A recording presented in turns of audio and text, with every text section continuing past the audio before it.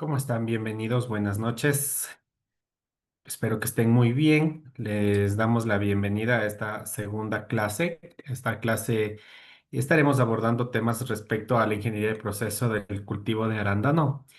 Eh, Esta vez, tratando de hacer justicia a la reunión anterior que no les puedo explicar muy bien el tema de la plataforma. Algunas personas me han comentado o nos han comentado internamente que sí han logrado ingresar. Les quería indicar algunos detalles al respecto. No me voy a tardar mucho y ya empezaría la ingeniera Vanessa. Un minutito. Plin. Ok, ustedes ahí están viendo mi pantalla. Aquí tenemos la portada de la plataforma. En la parte de cursos o navegando en la plataforma van a encontrar el curso de costos de producción. Al entrar ahí, siempre va a aparecer ese mensaje de empezar curso. Y cuando ya lo pongan ahí, les va a pedir ingresar el usuario y contraseña. Una vez ingresado su usuario y contraseña, algunas personas ya les han cambiado, van a poder entrar a los detalles del curso, especialmente al contenido que van a verlo listado de esta manera. Cuando le dan clic a la sección que les corresponda, por ejemplo, en este caso la clase uno que tuvimos el martes pasado ya está lista. Se les va a abrir de esta manera el aula virtual. En la parte superior derecha van a ver el porcentaje de avance que tengan en la plataforma. El video o los videos no están colocados de modo que sea estricto verlos todos. Simplemente si asistieron a la clase, pues estaría más que bien. Sin embargo, si necesitan ver algún detalle, etcétera, lo van a poder reproducir aquí, van a poder adelantar, pausar, etcétera. Y en la parte de abajo van a tener algunos elementos importantes. Por ejemplo, cuáles son los subtemas que se trataron en la clase. La invitación de Zoom. Voy a tratar o vamos a tratar de que ya en cada clase ustedes tengan la invitación de Zoom también por este medio, si es que cualquier cosa puede pasar. Van a tener el acceso a la grabación, el material de la clase, especialmente la presentación y un botón de contacto con nosotros. En la parte de arriba, debajo de la sección de video donde está la barra de reproducción, tenemos dos secciones. El overview, que es lo que acabamos de ver, es esto de, perdónenme, casi me salgo, ya. El overview, que es todo lo que tenemos aquí en pantalla. Y los exercise files, que es en donde ustedes van a encontrar documentación anexa. Por ejemplo, el manual que les compartimos también lo van a encontrar aquí, lo van a poder descargar siempre que ustedes requieran. Y en la parte derecha también el material de la clase. Por ejemplo, ahorita ya está colgado la clase uno, Introducción al Cultivo. Aquí ustedes van a encontrar la presentación de la ingeniera Vanessa. Si necesitan las diapositivas, si las quieren descargar, las quieren tener, ya van a poder ingresar descargándolas. Entonces aquí ya tendrían todo ese material. También, asimismo, si hubieran plantillas de Excel, las van a encontrar en esa sección siempre. Ya tenemos lista también la clase 2. Lo único que aún no estaría listo de la clase 2 es el video, que es lo que estamos ahorita grabando. Hoy mismo ya estaría colgado esto aquí. Pero ya tenemos en la parte inferior tanto la invitación, el material de la clase y asimismo el contacto. Y en el exercise files también van a tener el material de la clase. Les comento que ya tenemos lista la evaluación de este primer módulo. Hoy estaríamos terminando el primer módulo, que es toda la parte introductoria del cultivo. Así que en la parte izquierda, donde está el panel de navegación del aula virtual, van a encontrar lista una evaluación que le hemos denominado evaluación sencilla, primer módulo, introducción e ingeniería del proceso. Esta evaluación es una evaluación simple de opción múltiple, muy sencilla, tiene una retroalimentación, no se asusten, no tengan miedo de desarrollarla, es para medir un poco cuánto están ustedes aprendiendo. Tiene 10 preguntas, tienen 30 minutos para resolverlas, tienen 5 intentos, siempre se va a quedar grabada la nota más alta y se aprueba con el 70% de la calificación, es decir, 7 de 10 preguntas. Al iniciar aquí, ustedes van a poder ver cada una de las preguntas, van a salir aleatorias para cada persona, pero son las mismas. Lo que les recomendaría es que intenten resolverla las veces que sea necesaria y algo se quede de conocimiento. Lo que sí, esto de aquí va a ser tomado en cuenta para en la parte final. De pronto saldrán de aquí mismo las preguntas para la evaluación final, que es la que otorga el certificado que tendremos ya cuando lleguemos al módulo quinto. Y cuando ustedes estén dentro de la plataforma, también recuerden que la plataforma tiene una forma de comportarse como full inmersivo, sin la panel de navegación. Ustedes pueden ahí probar las opciones que esto tiene y listo. Si quieren salir, pues simplemente con el escape y ya. Entonces, eso es todo en cuanto a la plataforma. Asimismo, lo que es materiales, etcétera, les iremos compartiendo en el transcurso del curso. Les estaremos compartiendo también los materiales en el chat, etcétera. Pero sí nos gustaría, como estamos evaluando el comportamiento de la plataforma, nos gustaría un poco que interactúen ahí para ver qué les parece, si está funcionando, si están teniendo un buen material en la plataforma, etcétera. Eso es todo, sin más. Por cierto, el cuestionario ya está habilitado. Veamos la clase del día de hoy y después, pues ustedes ya podrían rendir esa primera evaluación. Va a estar abierto permanentemente para que ustedes la hagan cuando quieran. Les recomendaría que lo hagan pues antes de la clase del próximo día martes para que terminada la clase, terminado el módulo uno, pues tengan su evaluación y sigan avanzando. Eso es todo. Le doy paso a Vanessa para poder empezar.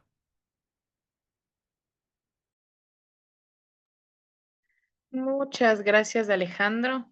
Bueno, pues buenas noches con todos y con todas. Sean bienvenidos a esta segunda clase de nuestro curso de costos de producción del arándano. Me gustaría agradecerles también su presencia para esta clase. Entonces, pues a lo que nos convoca, vamos a iniciar ya con el contenido. Voy a compartir mi pantalla. Ustedes puedan ver, me confirman si ya se puede ver.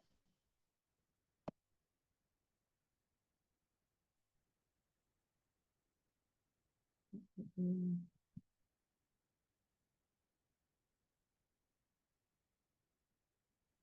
¿sí pueden ver mi pantalla? Sí, Vane, Mm, adelante. ya, perfecto.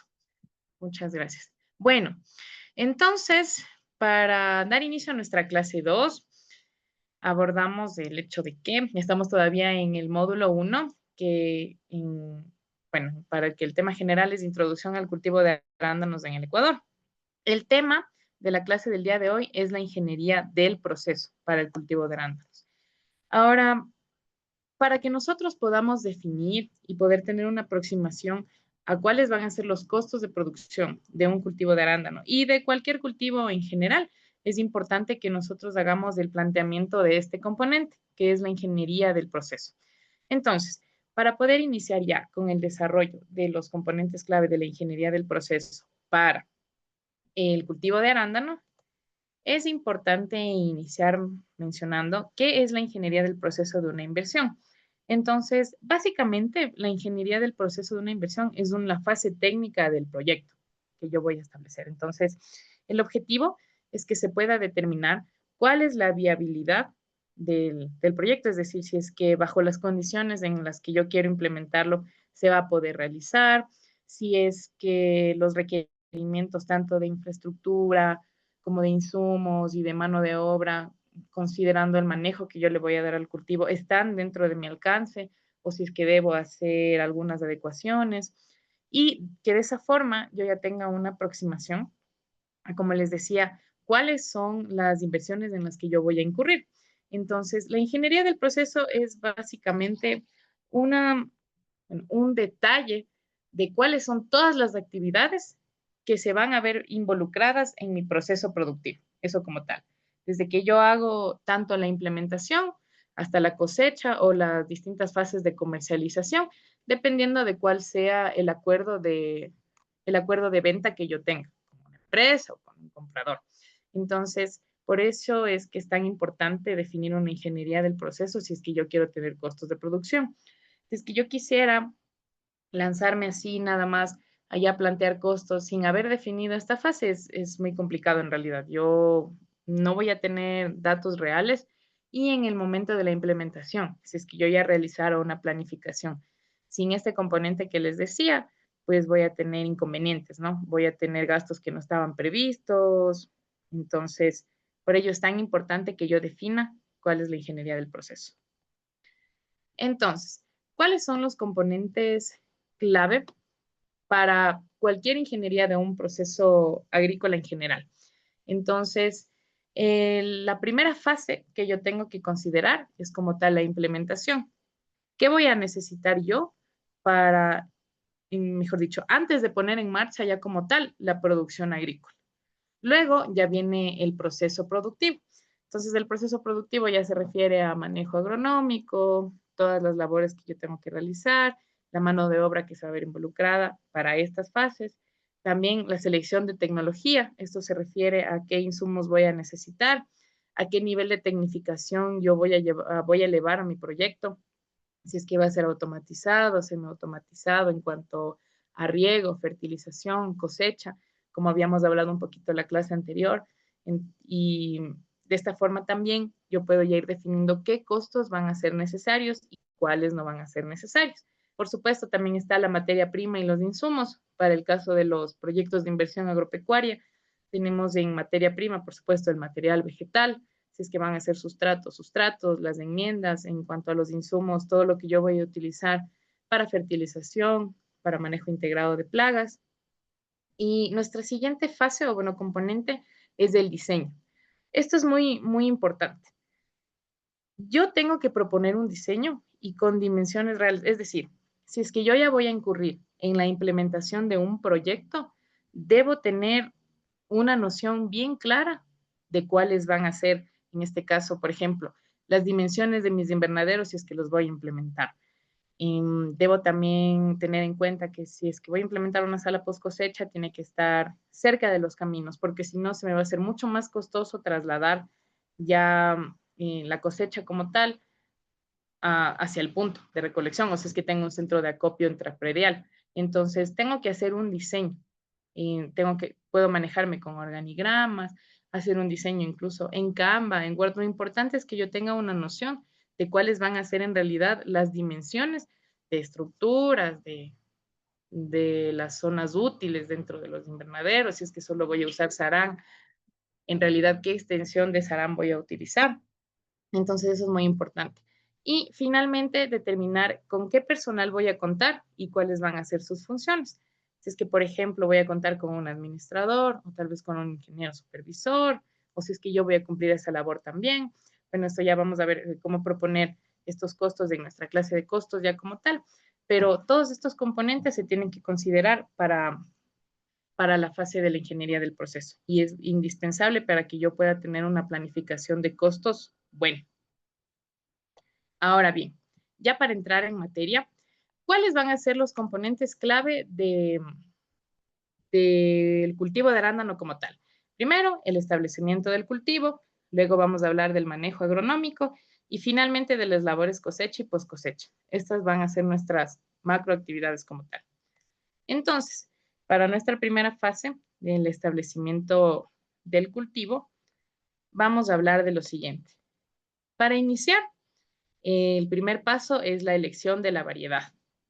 Entonces, como ya habíamos hablado un poquito la clase anterior, hay algunas variedades que, bueno, cuya rentabilidad y adaptabilidad a las condiciones de Ecuador ya han sido probadas a gran escala. Hay otras que todavía están en experimentación, pero ya podemos tener datos de estas variedades, sobre todo las que mencionamos, las más importantes de la anterior clase. Entonces, ¿cuáles son los factores indispensables que yo tengo que considerar al momento de elegir cuál va a ser la variedad que yo voy a utilizar en mi predio? El primero es el destino de la producción. Entonces, si es que yo voy a comercializar mi baya, mi fruta en fresco, en congelado o ambas, o si es que va a ser para el mercado de procesamiento. Ahora, por ejemplo, algo que no habíamos mencionado en la clase anterior es que para el mercado congelado se prefieren variedades que, por ejemplo, por su condición genética, resistan sin perder sin perder sus propiedades físicas, por ejemplo, la forma, el contenido de agua, o sea, que resistan de mejor manera los cambios bruscos de temperatura para que puedan pasar de esa forma al congelamiento y una vez también se descongelen, que no pierdan las propiedades. Entre estas podemos ver, por ejemplo, a Atlas, pero como les decía, lo fundamental es cuál va a ser el destino de la producción. Entonces aquí yo tengo ya la primera pauta para poder escoger cuál va a ser la variedad que voy a utilizar. Ahora, la segunda pauta que yo tengo que seguir es la adaptación climática. Entonces, como habíamos dicho, hay algunas variedades que son un poco más resistentes a, al calor, por ejemplo, o que no requieren acumular horas frío, como la variedad Biloxi. Entonces, yo tengo, bueno, debo tener un conocimiento bastante vasto de cuáles son las condiciones climáticas de la zona en la que voy yo a implementar mi cultivo. Si es que es, por ejemplo, propensa a heladas, cuál es la altura también a la que se ubica la zona donde yo voy a tener mi finca, cuál es la temperatura promedio y generalmente cuál es la temperatura máxima que se puede registrar cuando hace mucho calor, cuál es la temperatura mínima. Y con base en estos datos, yo escoger cuál es la variedad que mejor se va a adaptar a esas condiciones climáticas. Otro factor a tener en consideración es el periodo de floración. Como ya habíamos visto en la clase anterior, hay variedades que son de floración o tardía o prolongada, también de floración media o de floración temprana. Entonces, en lo que va a influir el periodo de floración de mi variedad, sobre todo, va a ser en cuánto tiempo van a durar las cosechas y en qué volumen, porque como habíamos dicho, si es que es una floración temprana, va a ser, se va a dar una cosecha en menor tiempo y con mayor volumen. Entonces, yo también tengo que considerar cuál es la disponibilidad de mano de obra y no solamente eso también, sino cuál es la facilidad. Por ejemplo, si es que mi cosecha no va a ser comprada a pie de finca, si es que yo me voy a encargar de trasladar la fruta, por ejemplo, a un centro de acopio de la provincia, o si es que yo voy a entregar la fruta a otros compradores, como pueden ser, por ejemplo, los supermercados. Entonces yo tengo que considerar también cuál es la accesibilidad de mi predio. Si es que, por ejemplo, mi predio tiene poca accesibilidad para esto, yo tengo que contratar fletes, tengo que considerar que el periodo de floración va a influir, porque si yo tengo una floración prolongada en la que tengo que prácticamente despachar la cosecha todos los días, me va a resultar muy costoso y caro. En cambio, si es que es una variedad de floración temprana, va a ser la cosecha en poco tiempo y yo voy a tener que invertir menos en el transporte de la producción. Entonces, eso es algo que se tiene que considerar también. Ahora, otro factor es el rendimiento. Por supuesto, a todos nos interesan también tener rendimientos altos. Y en realidad, la mayoría de las variedades que están aquí adaptadas a las condiciones de Ecuador tienen una productividad excelente. Pero se tiene que considerar también cuáles van a ser más productivas, cuáles menos, y sobre todo, bueno, esto va concatenado con cuál va a ser el destino de mi producción.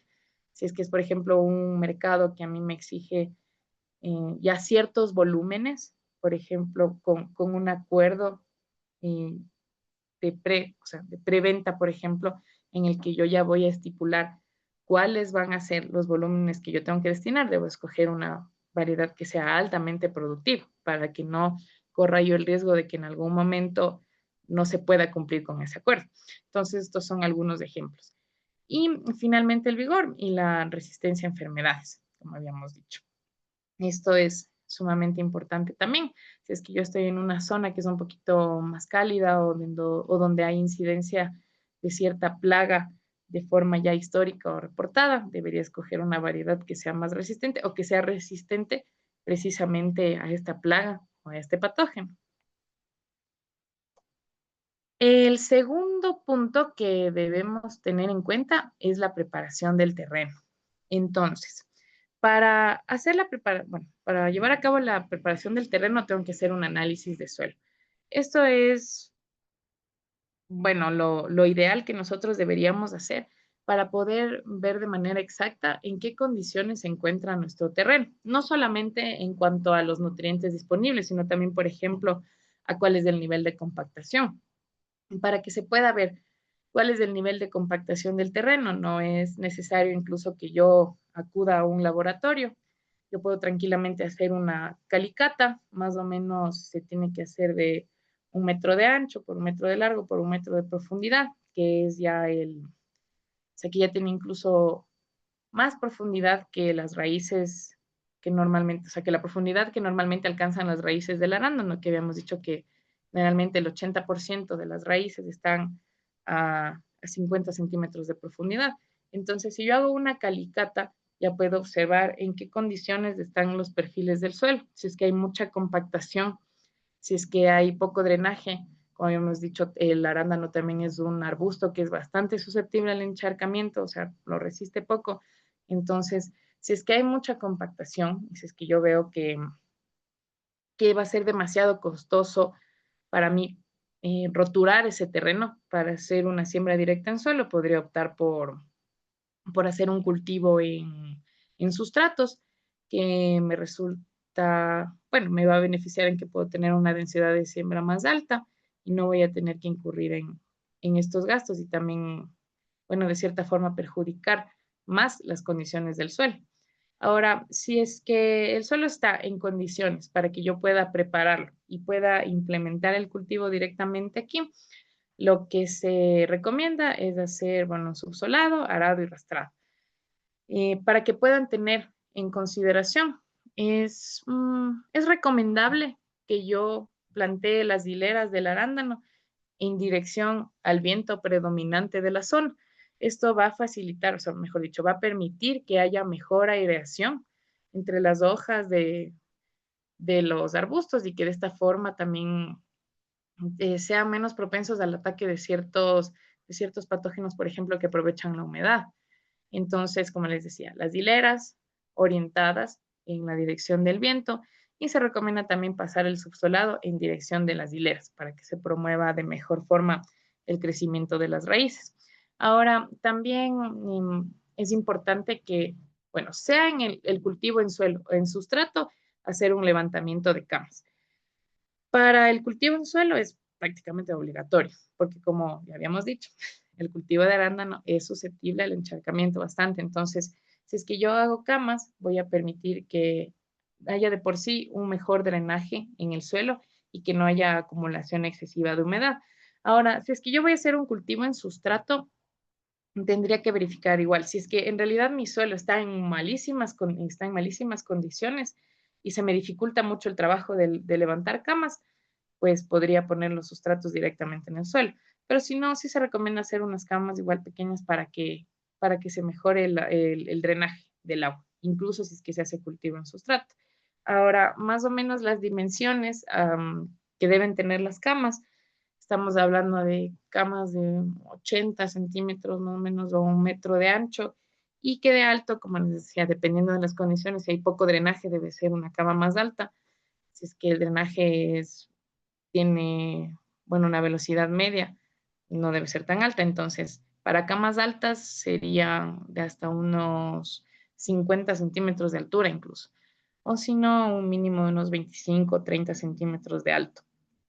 Esas son las dimensiones que debemos considerar. Ahora, por otro lado, ya para poder dirigirnos a la plantación como tal. Es importante tener en cuenta que yo voy a poder hacer la plantación, sea directo en suelo o en sustrato, luego de un periodo de aclimatación de las plántulas. Esto es bastante importante. Es decir, una vez vienen las plántulas de vivero, tienen que pasar por este periodo en el que se adaptan a las condiciones del terreno donde ya van a permanecer prácticamente toda su vida útil. Entonces, el periodo de aclimatación, dependiendo de cómo yo vaya a implementar el cultivo, tarda más o menos de 1 a 2 meses generalmente. Entonces, si por ejemplo yo voy a hacer un cultivo directo en suelo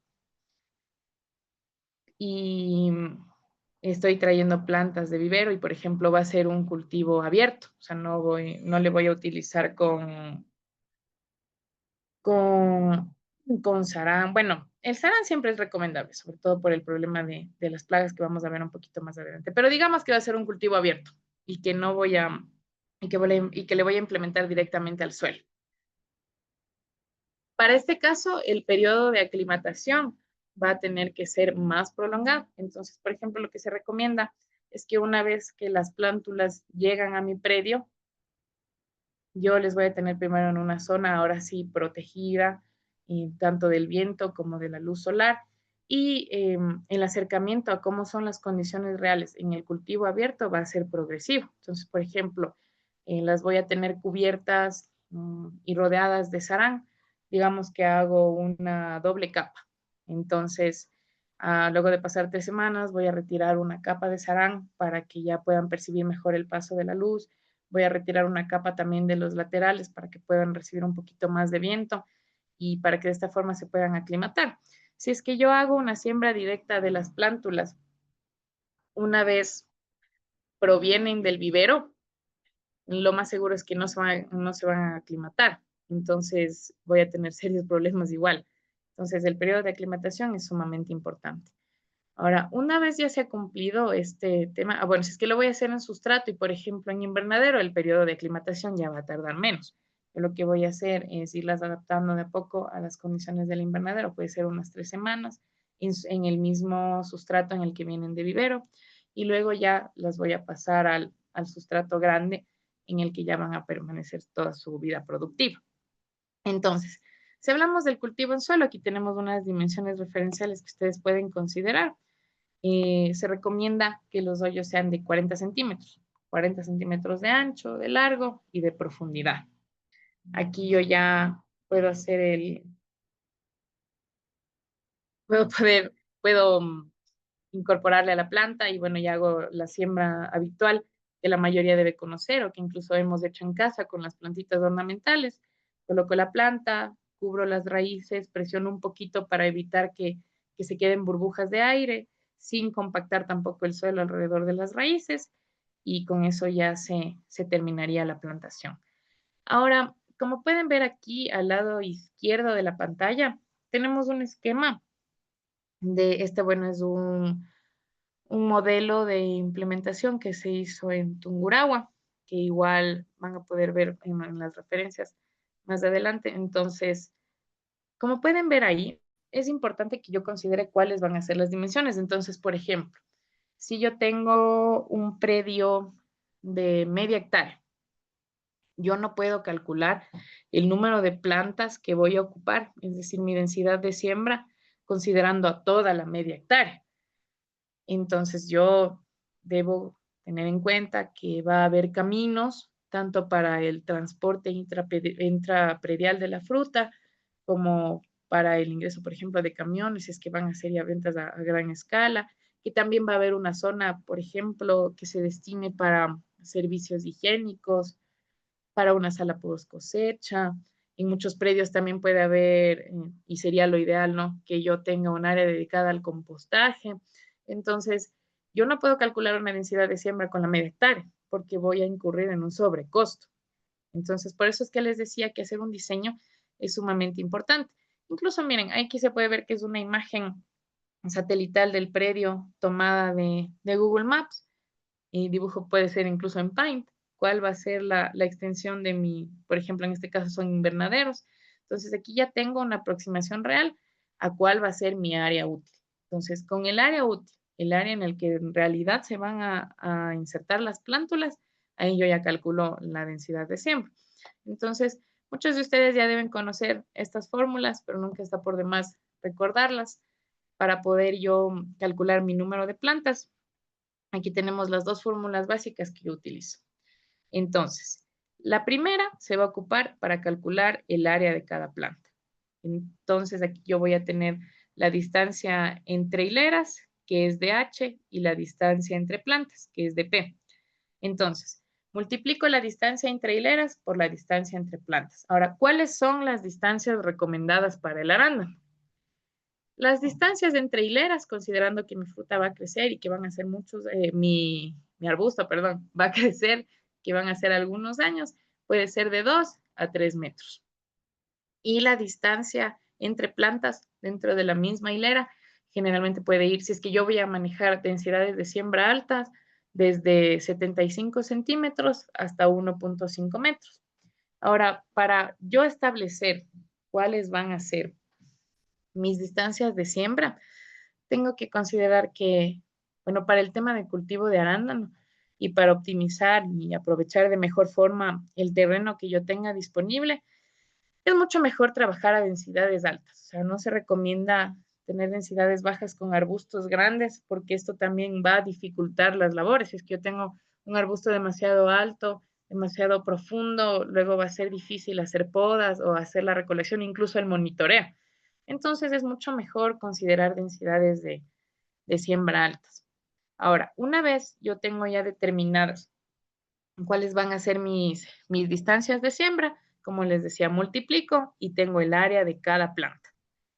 Y para calcular el número de plantas totales que voy a ocupar para el área útil que yo ya definí con un esquema de mi predio, voy a dividir el área total que tengo para esa área útil donde en realidad se van a ubicar las plantas sobre el área de planta que ya había calculado. Entonces, esta formulita, bueno, está disponible en algunos lugares, son las más básicas, pero siempre es importante que se consideren esas cosas, ¿no? Entonces, por ejemplo, también hay densidades de siembra referenciales. El arándano incluso puede trabajar, por ejemplo, a densidades de siembra de 10.000 plantas por hectárea. Esto nos quiere decir que el área de cada planta va a ser 1 metro. Pero eso no quiere decir, entonces, digamos que yo hago el planteamiento para mi predio y voy a decir, sí, voy a trabajar a una distancia de siembra de 10.000 plantas por hectárea. Y mi predio es 1 hectárea, ya, chévere. Ahorita voy a mandar a comprar 10.000 plantas. No es tanto así. Pareciera que fuera sencillo, pero a veces se incurren en estos errores y como les decía, el objetivo es que no tengamos sobrecostos. Entonces hago ese diseño, aplico mis fórmulas y ya tengo el número de plantas que voy a necesitar. Como les decía, el objetivo de toda esta fase de la ingeniería del proceso es que yo ya voy a tener una aproximación a qué es lo que voy a requerir. Entonces ya voy a tener la cantidad de mi material vegetal, ya mucho más específico. Ahora, si hablamos de riego, implementar riego en el arándano es fundamental, como habíamos dicho. Incluso en zonas donde llueve, puede ser que el milimetraje registrado de la lluvia no sea suficiente para poder abastecer el requerimiento hídrico de mis plantas. Como habíamos dicho, el arándano es una planta bastante susceptible al déficit hídrico. Y además, considerando que una plantación de arándano puede tener una vida útil de hasta 20 años, hacer una inversión en un sistema de riego que garantice que garantice que haya disponibilidad todo el tiempo de agua y que por ende también yo tenga una buena producción, es una buena idea. Ahora lo que se recomienda, bueno, primero para empezar, las líneas de riego por goteo, en este caso es que se implementa, que es el riego por goteo ahora es de los más efectivos, ¿no? El que más se usa para el arándano. Ya debe estar instalada para el momento en que yo vaya a hacer mi plantación.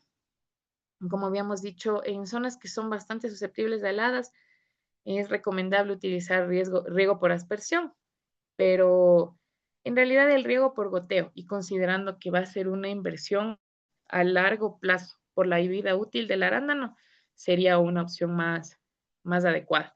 Ahora, incluso hay los sistemas de fertirriego a través del cual se pueden suministrar ya los fertilizantes de forma automática. Esto es mucho mejor también porque a la larga voy a optimizar costos, por ejemplo, en mano de obra, en fertilizante mismo, porque la asimilación es mucho mejor con este sistema. Pero bueno, eso lo vamos a ver a más detalle ya en nuestra clase de optimización de costos. Entonces, una vez ya tengo determinadas cuál va a ser la cantidad de plantas que voy a necesitar, voy a definir mi sistema de riego. Igual, yo puedo hacer el costo estimado con el área útil de siembra como tal. Igual, si yo tengo 1 hectárea, no voy a proyectar que todo mi sistema de riego va a ocupar la hectárea entera, sino solamente el área útil de cultivo como tal.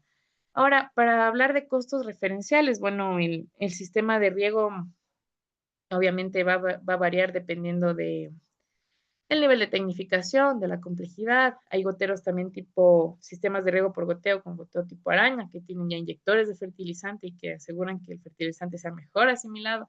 Entonces, para tener una idea, un riego por aspersión simple, más o menos por hectárea, puede estar oscilando. los $3,000. Y un riego ya bastante tecnificado, o sea, un riego por goteo, con goteos tipo araña, digamos, con 4 inyectores por planta, yo voy a utilizar, más o menos está oscilando los $9,000 por hectárea. Entonces, esos son los valores que yo ya debo ir planteando, o sea, cuál va a ser mi requerimiento. Y en cuanto al sustrato, como les había dicho, si es que voy a hacer el cultivo en sustrato, se recomienda utilizar sistemas de fertirriego. Por supuesto, si es que voy a hacer cultivo en sustrato, obviamente el número de macetas o de bolsas con sustrato que voy a necesitar va a ser igual al número de plántulas. Entonces, ya con el cálculo de la densidad de siembra, yo también voy a tener el cálculo del número de sustratos. Ahora, hablemos del levantamiento de invernaderos o la infraestructura en general. Los invernaderos son recomendables, como les decía, porque la inversión que nosotros vamos a hacer va a ser a largo plazo. Este cultivo me va a producir hasta por 20 años, incluso si yo le doy un manejo adecuado. Y también me va a facilitar el control de los factores climáticos que pueden tener un efecto negativo en mi producción. Pero hay muchas variedades que son en realidad bastante rústicas y para las que yo puedo aplicar también solamente un cultivo bajo sarán, como podemos ver aquí abajo. Ahora, diseñar una cobertura para los arbustos en el arándano es súper importante, sobre todo por el ataque de las aves. Pero bueno, dependiendo sobre todo de la capacidad que yo tenga para mi inversión inicial, de la variedad que yo voy a implementar, de cuál va a ser la vida útil de mi variedad. Si es que, por ejemplo, yo ya voy a invertir en tal vez, digamos, 3, 4 hectáreas, lo mejor es siempre apostar por estructuras que sean más duraderas. Por ejemplo, si es que voy a hacer el cultivo bajo invernadero, que sean de acero galvanizado. El acero galvanizado en cuanto, bueno, a los invernaderos, tiene una vida útil de hasta 15 años. Entonces voy a tener que hacer solo una inversión y voy a ahorrarme también el costo de la mano de obra de implementación, porque si, por ejemplo, hago mi estructura con madera, voy a tener que cambiarla de forma más recurrente y por ende también costear la mano de obra que me va a representar este cambio. Pero como les decía, siempre todo depende, ¿no es cierto? Como decimos los agrónomos, en realidad depende. Si yo, por ejemplo, en mi predio tengo madera gratis por doquier, pues no hay ningún problema, puedo hacerlo con estructura de madera. Ahora, el plástico que se recomienda también para el cultivo de arándano debe ser translúcido. Un material que es bastante aceptado es el polietileno. Más o menos la vida útil del plástico, bueno, esto sí se tiene que cambiar de forma más frecuente, está en unos 3 años. Entonces, como estamos en la ingeniería del proceso, yo ya voy determinando cuál va a ser la infraestructura que voy a requerir para mi predio. O sea, entonces igual, calculo, por ejemplo, los metros cuadrados que voy a ocupar en invernadero para el área útil que va de mi cultivo. Entonces, igual, para hablar un poquito de costos referenciales y que ustedes tengan una idea, el metro cuadrado del invernadero, claro, si es que yo hago un estudio, por ejemplo, de factibilidad, o sea, ya voy a implementar mi cultivo, tengo que hacer una cotización más precisa, ¿no? Ya de cuánto me van a costar los insumos, pero sobre todo hay algunas empresas que ya dan valores referenciales que ya incluyen en el costo de los insumos de la mano de obra de levantamiento. Entonces, más o menos, dependiendo de la estructura y de la calidad del plástico, el metro cuadrado de un invernadero puede estar oscilando los $6 o $10. Entonces, con ese valor yo ya puedo irme haciendo una idea de cuánto voy a tener que invertir, qué es lo que voy a requerir. Y también hay que considerar que en infraestructura voy a necesitar implementar una sala post cosecha. Ahora, el nivel de tecnificación de la sala va a depender de cómo yo voy a comercializar mi fruta. Entonces, por ejemplo, si es que yo en mi predio ya voy a hacer un empaque, la sala debe tener empacadoras, otro tipo de áreas destinadas a la sanidad. Entonces, aquí también se va incrementando el costo por metro cuadrado. Pero si es que yo voy a comercializar mi fruta a granel, por ejemplo, para exportación o por el mercado nacional, y van a venir, por ejemplo, a comprarme a pie de finca, que es un acuerdo excelente, depende ya de la facilidad que tenga también, porque si yo cuento con transporte propio, pues puedo comercializar de manera directa. Entonces, si es que no tengo que incurrir en muchas labores post cosecha, puede ser una sala simple, lo importante es que sí tenga ventilación y también enfriamiento. porque el arándano es una fruta que en general, si no se mantiene a una temperatura apropiada, no va a tener la vida útil después de cosecha que se requiere. Como les había dicho en la clase anterior, más o menos la tasa de respiración de la fruta, de la baya, una vez es cosechada, se incrementa un 50%. Entonces, debo considerar que apenas se cosecha, ya debe, ya debe alcanzar una temperatura adecuada, ¿no? Pero bueno, igual, para valores referenciales debo tener una sala post cosecha que sea apropiada para mi predio, más o menos para una media hectárea, por ejemplo, podría ser una sala tal vez de unos 50 metros cuadrados y ahí cotizaría dependiendo de la estructura y del nivel de tecnificación, como les decía.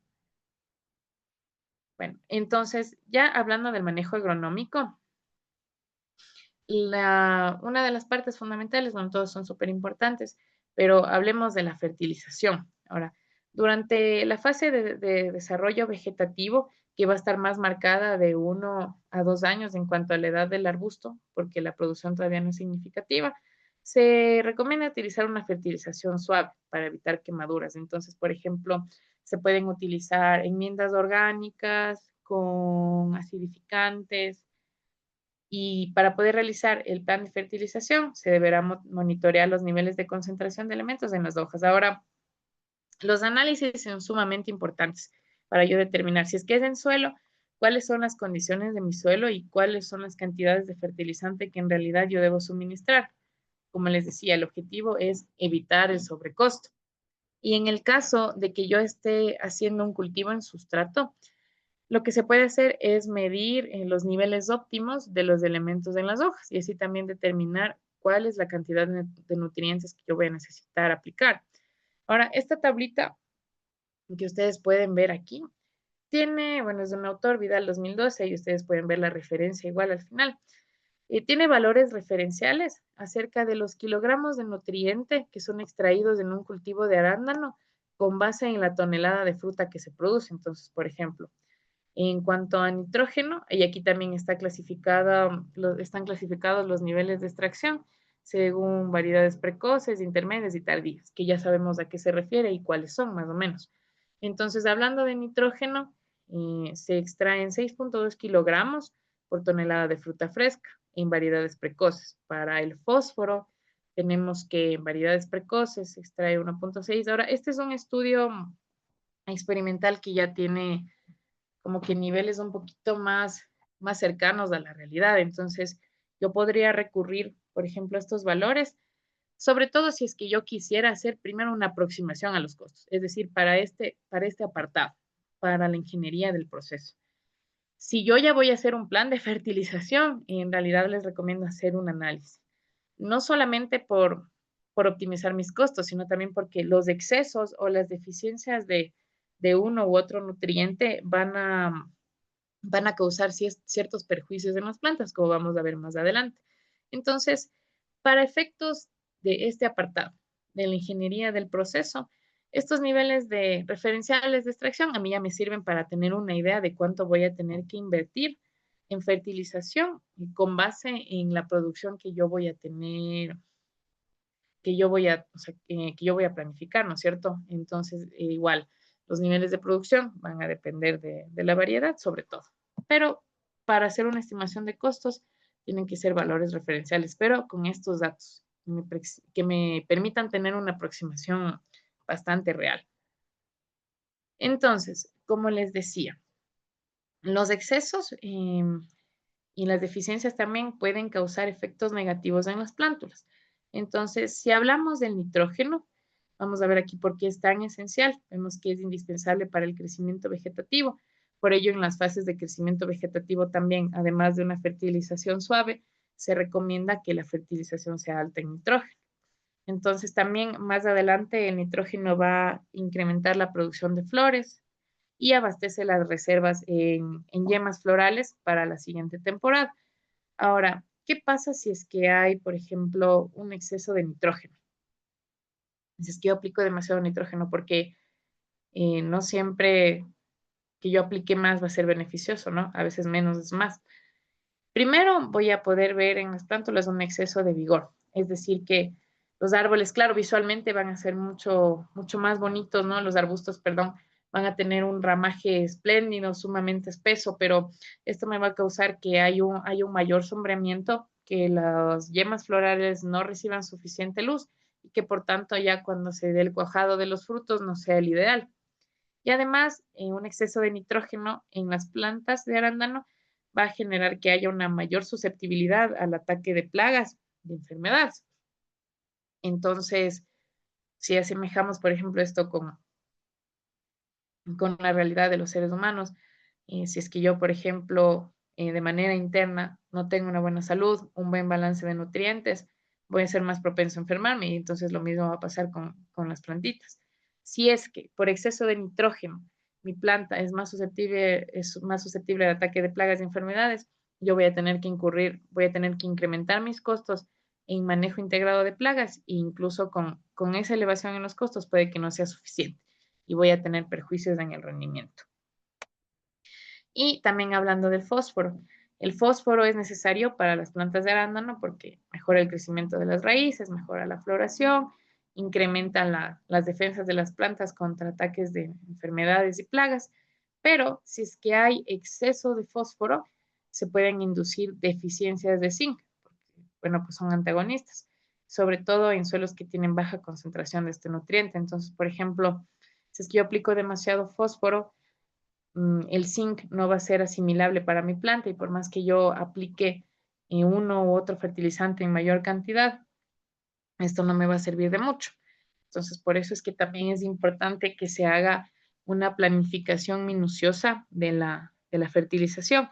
Ahora, otra cosa que se tiene que considerar también es que ya en la praxis, ¿no es cierto? En la práctica, yo puedo decir que puedo incluso tener un plan de fertilización referencial, pero el, cada plan de fertilización en realidad debería diseñarse para cada año, con un análisis previo, a fin de que no ocurran estos problemas por excesos o por deficiencias y de que yo también pueda optimizar costos.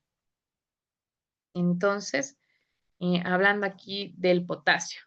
El potasio es importante porque mejora el vigor de los brotes, aumenta la eficiencia en el uso de agua y la resistencia al estrés hídrico. Entonces, el potasio es bastante importante. Como habíamos dicho, el arándano es susceptible al déficit hídrico. Entonces, si es que hay un buen suministro de potasio, la planta puede adquirir cierta resistencia a esas condiciones. Por eso es importante. También aumenta la resistencia a problemas por exceso de frío invernal. Si es que yo voy a implementar mi cultivo en una zona muy alta, donde las temperaturas fácilmente alcanzan el rango de 0 a 7 grados centígrados, que es el umbral para el frío invernal del arándano, es importante que yo suministre una buena cantidad de potasio para que las plantas generen resistencia a estas condiciones. Además, también mejora el calibre, aumenta la firmeza, el sabor y el olor de los frutos en cualquier variedad. También resistencia a plagas y enfermedades, el rendimiento. Ahora, ¿cuáles son los problemas por el exceso? Se pueden inducir deficiencias de magnesio y potasio y calcio, perdón, porque son antagonistas y sobre todo se generan partiduras en los frutos. Como ustedes pueden ver ahí, si es que yo veo estas partiduras en la piel de las bayas, ya puedo identificar fácilmente y quizás si es sin un análisis que tengo exceso de potasio. Entonces hay que hacer un análisis de los niveles de concentración de los elementos en las hojas. Estos son los ideales para que se puedan medir. Ahora, hablando de calcio, el calcio es importante porque también mejora la calidad de los brotes, el cuajado de los frutos, el calibre, el tamaño, la firmeza de los frutos, que a mí me va a ayudar también para garantizar la durabilidad de las bayas en el transporte, para la comercialización. También aumenta resistencia a plagas y enfermedades y mejora la calidad post cosecha. Habíamos dicho que una vez son cosechadas las bayas de arándano, la tasa de respiración se incrementa muchísimo. Entonces, por ello es ideal que yo ya los coloque en una temperatura óptima. Generalmente la cadena de frío del arándano está en los 0 grados centígrados, pero si es que yo suministro una cantidad adecuada de calcio, mm, se va a reducir la tasa de respiración en la post cosecha. Entonces, por ello es importante también tener en cuenta este elemento. Ahora, ¿cuáles son los problemas por el exceso de este nutriente? Es que se pueden inducir deficiencias de magnesio y de potasio, son antagonistas, igual como vimos anteriormente en el potasio, y también pueden generar deficiencias de fósforo, boro, zinc y manganeso, que son como tal micronutrientes y que, bueno, es un poquito más difícil hacer el cálculo de la fertilización, ¿no? Entonces, por estas razones es que yo debo hacer un análisis previo y hacer un diseño de fertilización apropiado, ¿no? Hacer un plan, perdón, de fertilización adecuado y específico para la edad de mi cultivo y hacerlo cada año. Entonces, siendo ya casi las 8 y acercándonos a la mitad de nuestra clase, diría que ahorita es un buen momento para tomarnos un receso.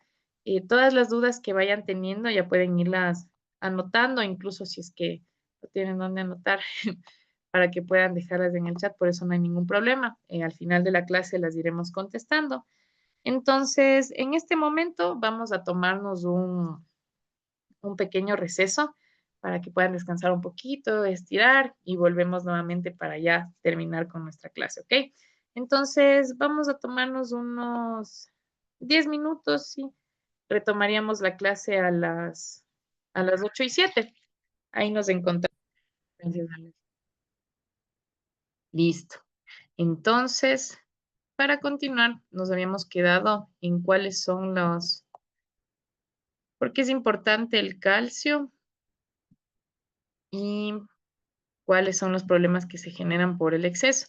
Ahora, este apartado, ay, disculpe, este apartado, aunque tal vez pueda parecerles un poquito, tal vez un poquito tedioso, teórico, es importante, creo yo, mencionarlo siempre porque en realidad no siempre se le da la relevancia necesaria a este tema de la planificación de la fertilización.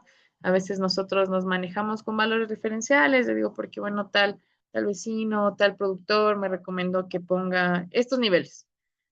Y no solamente voy a estar incurriendo, como les decía, en un sobrecosto, que no es el objetivo, sino que adicional a eso voy a generar perjuicios más adelante para mi cosecha. Me voy a perjudicar.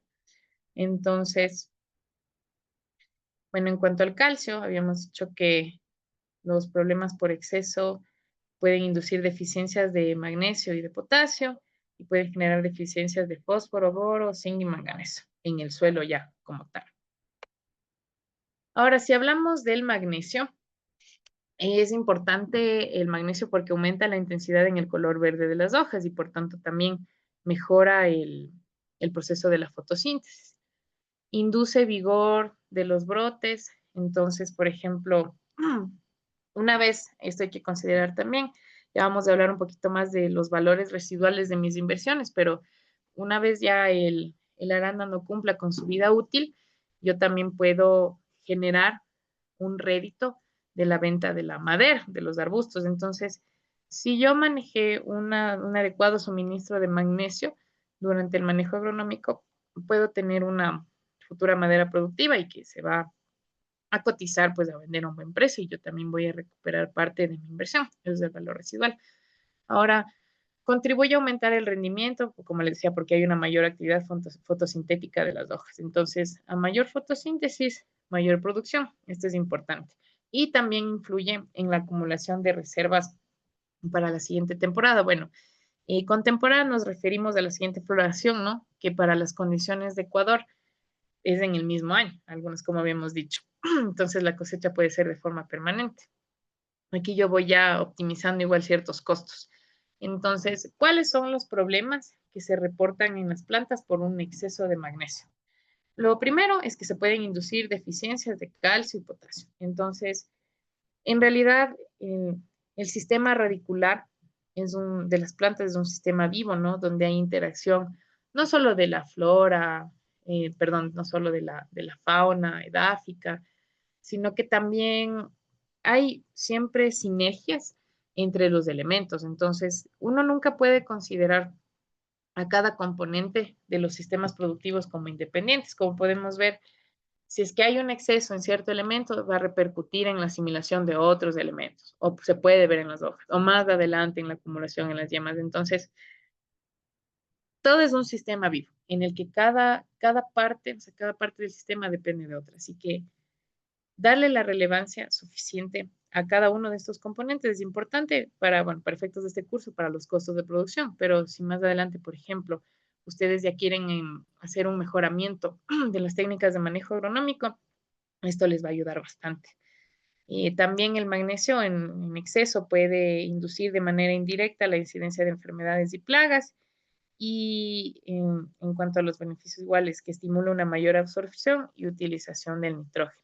Ahora, también hay signos y, bueno, más bien síntomas de deficiencias de los microelementos como el boro y el zinc. Pero bueno, sobre todo por el tiempo y por el objetivo de esta clase, en este momento no los vamos a mencionar. Ahora, sin perder el enfoque de la ingeniería del proceso. Lo importante de este apartado es que yo pueda ya tener una aproximación a cuál va a ser, a cuáles van a ser las cantidades de insumos que yo voy a requerir más o menos por año. Entonces, si hablamos de la fertilización, ya vimos por qué es importante hacer un plan, por qué también yo tengo que considerar hacer análisis, pero para efectos de poder proponer cuál va a ser el estimado de mis gastos, de mis costos de producción, tenemos estas fórmulas referenciales que ustedes pueden utilizar. Son excelentes, es una muy buena fuente de información. Están tomadas de un manual de producción del arándano de Chile, que igual está en las referencias aquí al final de esta clase. Entonces, bueno, estas fórmulas para el cálculo de la cantidad de nutrientes que yo voy a necesitar suministrar, se puede aplicar incluso ya para un plan de fertilización, ¿no? No es la idea, lo mejor siempre es hacer el análisis, pero ustedes pueden utilizarlos. Entonces, para el propósito de tener un estimado de los costos, nos resulta excelente. Entonces, ¿cómo yo voy a calcular la dosis de nutriente que voy a requerir? Bueno, esto depende de la etapa de producción. Voy a multiplicar el rendimiento esperado, en este caso va a ser en toneladas, por el factor de dosis que ya tenemos aquí estipulado. Es decir, el factor que habíamos mencionado anteriormente del estudio experimental que les comentaba, que es el kilogramo del nutriente que se extrae por la tonelada de fruta producida. Entonces aquí en estas fórmulas referenciales, ustedes ya pueden ver que tenemos un factor estimado para nitrógeno, es igual general para las variedades. Entonces tenemos un factor de nitrógeno, de fósforo, de potasio, de calcio, magnesio, azufre, boro y zinc. Entonces, ¿cuál va a ser el rendimiento esperado? Toneladas por hectárea. Esto yo lo voy a proyectar considerando el esquema en el que hemos estado trabajando con un valor estimado, o sea, de producción por planta al año y considerando el número de plantas que yo voy a tener en mi predio. Así de esa forma yo voy a tener el rendimiento esperado. Ahora, esto ya lo vamos a ver un poquito a más detalle en clases posteriores, pero yo ya les había mencionado a grosso modo que el comportamiento productivo del arándano, como la mayoría de frutales, o sea, no alcanza su máximo potencial en el primer año, sino a partir más o menos, dependiendo de la variedad y de situaciones climáticas, en promedio del quinto al sexto año.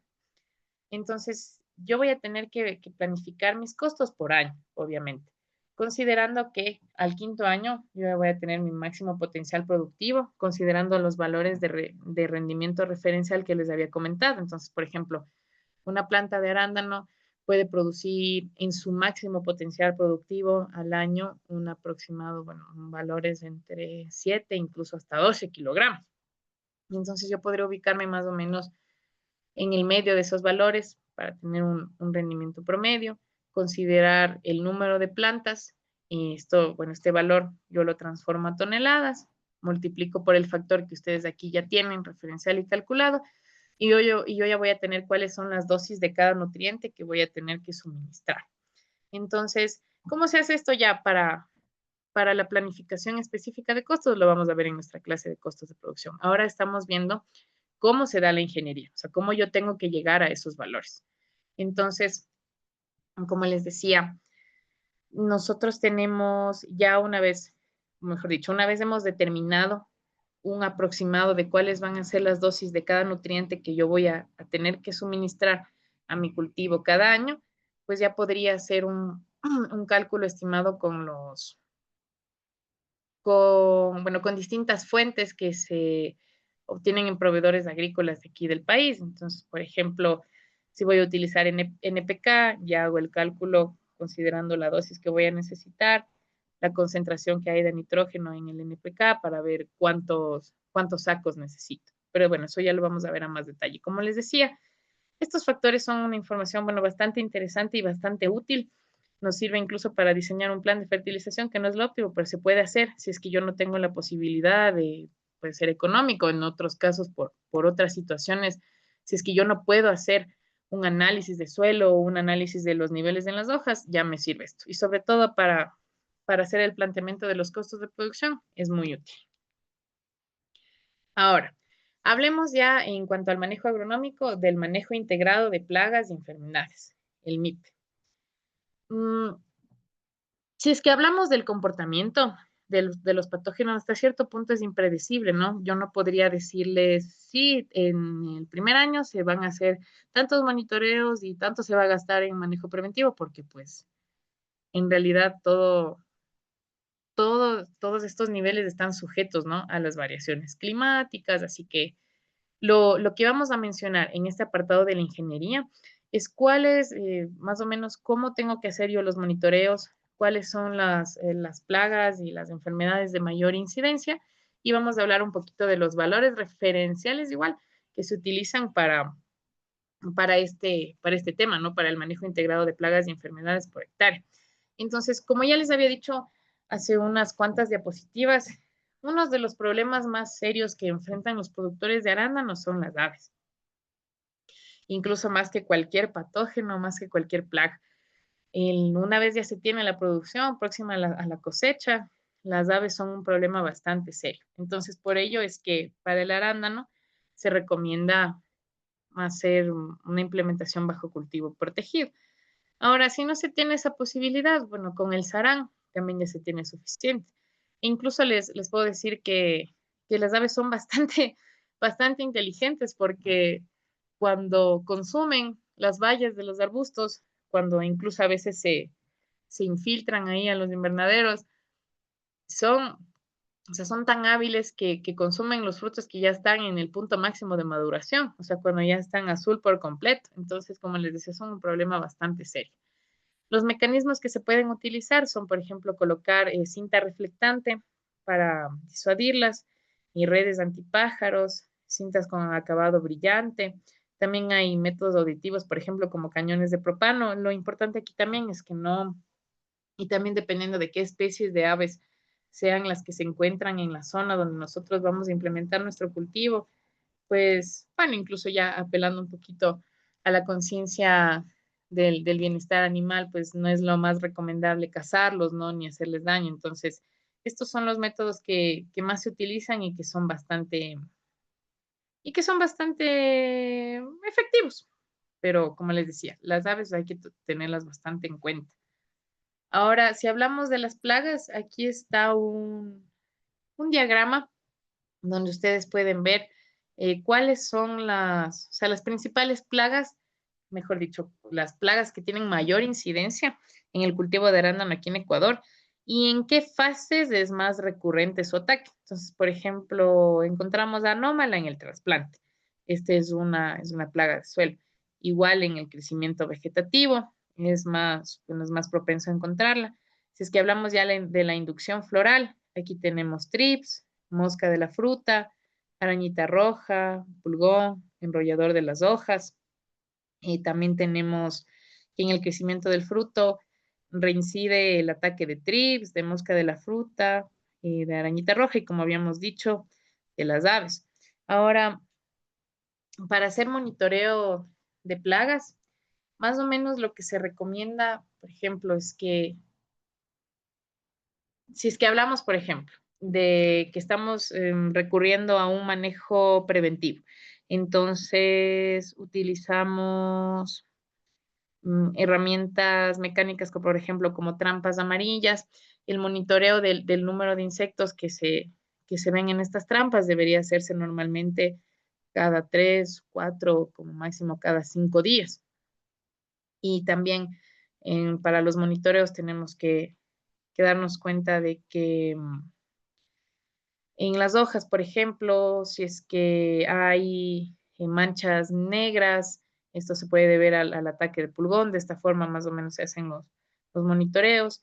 Igual, si es que yo puedo en los monitoreos darme el tiempo de sacar una hojita, golpearla contra una hojita de papel bond, un papel blanco para ver si es que caen aquí insectos, eso también se hace. Entonces, como les decía, los monitoreos se hacen de cada 3 a cada 5 días. Y estos son los patógenos en los que tenemos que enfocarnos más.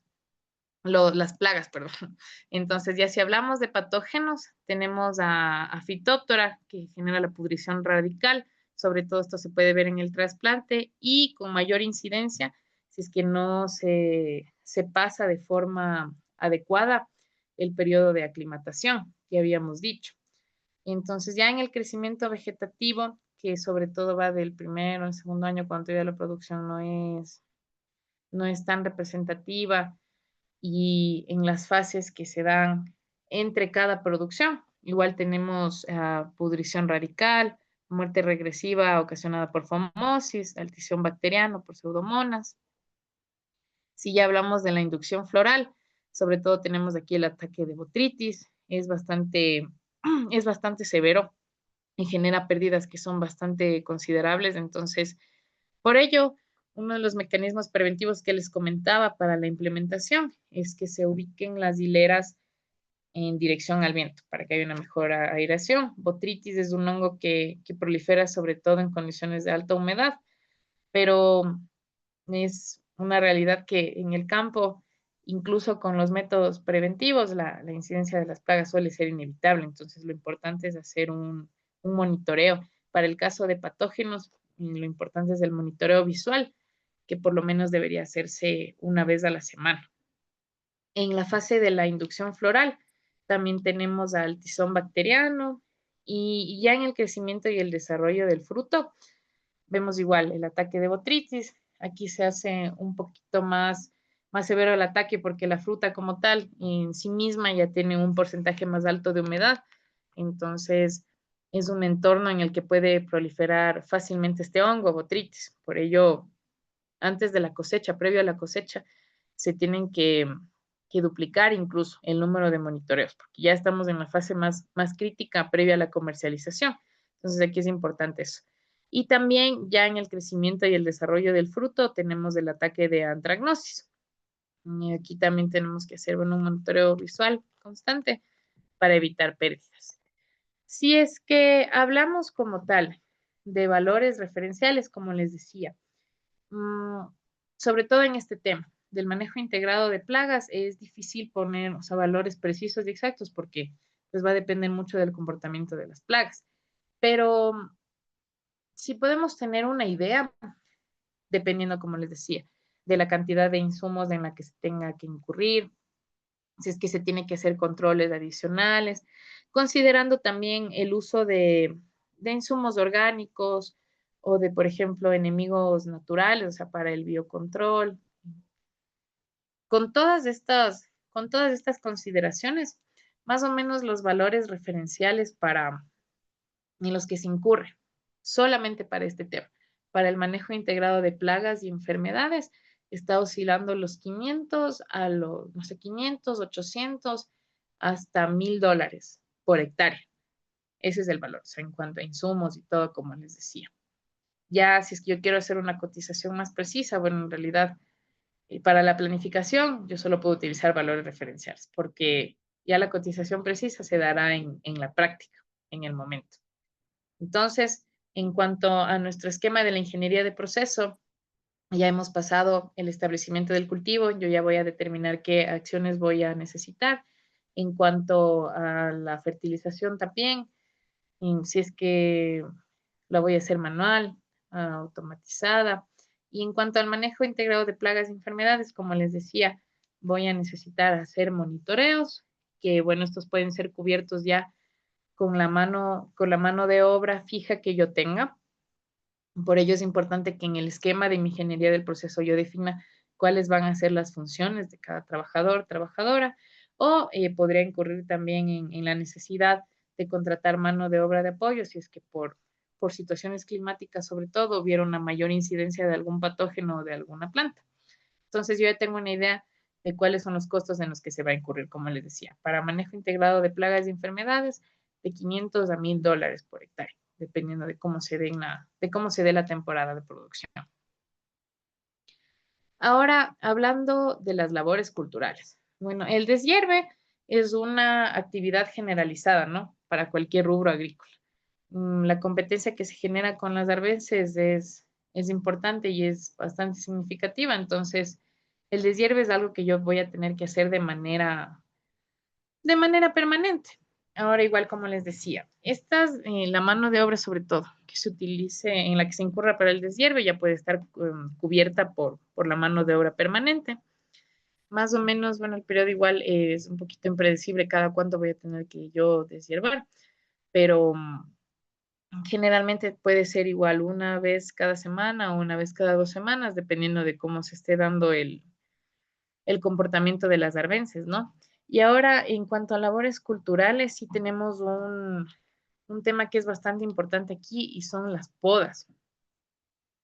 No solamente en el arándano, en cualquier frutal, las podas son una labor fundamental que incide de forma directa en el rendimiento que yo voy a tener, en el corto, el mediano y el largo plazo. Entonces, aquí nosotros tenemos las 4 podas más importantes para el cultivo de arándano. La primera es la poda de formación. Esta se realiza durante los 2 primeros años después del trasplante y el objetivo principal es eliminar los brotes dañados o poco vigorosos. Entonces, cuando yo elimino los brotes dañados, lo que hago es que se estimule el paso de los nutrientes hacia los otros brotes, ¿no? Que tienen un mayor potencial productivo. Y además, como su nombre lo indica, la poda de formación durante los 2 primeros años también ya va a definir cuál va a ser la estructura de los arbustos. Si yo quiero darles una forma redondeada, cuál va a ser su altura, y de esta forma yo también voy a facilitar las labores futuras. Ahora, en cuanto a la poda de producción, el objetivo de la poda de producción es eliminar las ramas que ya produjeron anteriormente frutos para poder estimular los brotes laterales. Entonces, una vez se termina cada cosecha, se tienen que eliminar las ramas que, como bien pueden ver aquí en la lámina, ya produjeron. Entonces, básicamente en eso consiste la poda de producción. Si es que yo no hago una correcta poda de producción, o por ejemplo, espero 1, 2, 3 o 4 cosechas, incluso a veces un año para hacer una poda de producción, en los siguientes brotes, en los brotes más nuevos, no se va a tener la misma calidad que en las primeras cosechas. Entonces, por eso es tan importante la poda de producción.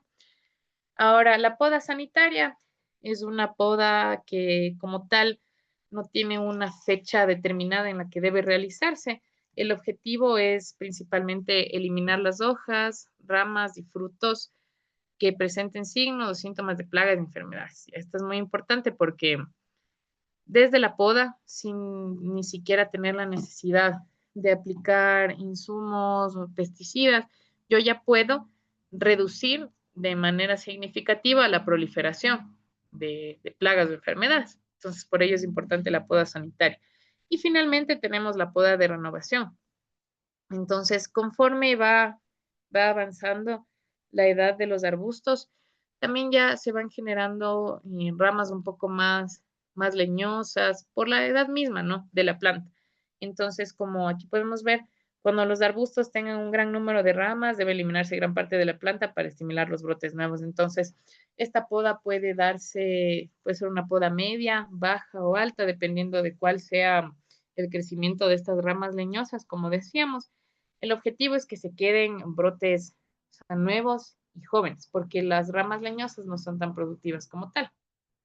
Entonces, si todavía está en una etapa productiva, por ejemplo, hablemos del 10º año del cultivo, hacer esta poda de renovación es importante. Igual no tiene como tal una fecha específica en la que debe realizarse, pero todo depende, como les decía, de yo hacer un análisis visual constante.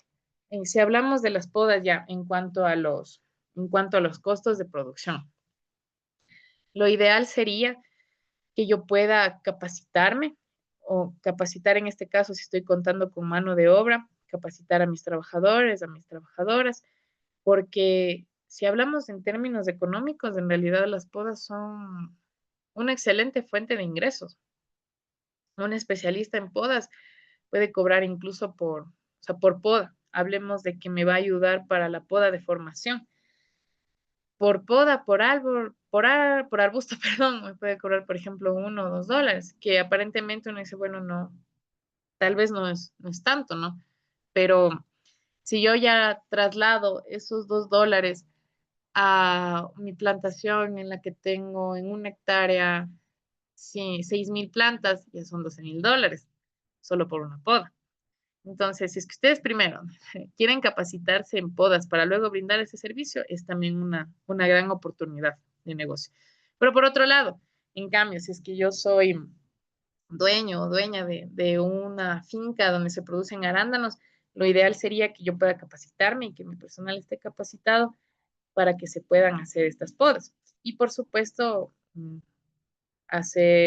incluir estas actividades en el salario y que sea un salario justo, ¿no? Pero como les decía, si es que se hace una buena planificación de las actividades y de la mano de obra, estas labores culturales ya pueden estar cubiertas por mi mano de obra fija. Ya todo depende de cómo yo me maneje en este tema, también de la accesibilidad del terreno, porque, por ejemplo, si es que es un lugar con poca accesibilidad, es un poco complicado que yo tenga mano de obra fija todo el tiempo ahí, ¿no? Puedo contar con tal vez solamente 1 o 2 trabajadores por hectárea, como habíamos dicho, para ciertas actividades y contratar mano de obra de apoyo solamente para estas actividades, que en este caso pueden ser las labores culturales o la cosecha, como vamos a ver más adelante. Entonces, ya hablando de la cosecha y la post cosecha, aquí también yo voy a incurrir en ciertas actividades y voy a requerir de insumos. Entonces, la cosecha puede realizarse tanto de forma manual como de manera automatizada. Entonces, si hablamos de forma manual, y bueno, para la automatizada también para el almacenamiento, voy a requerir bandejas de cosecha. Estas bandejas pueden ser generalmente de 4 kilogramos. También se hace cosecha en jabas, por ejemplo, ya de 10 kilogramos.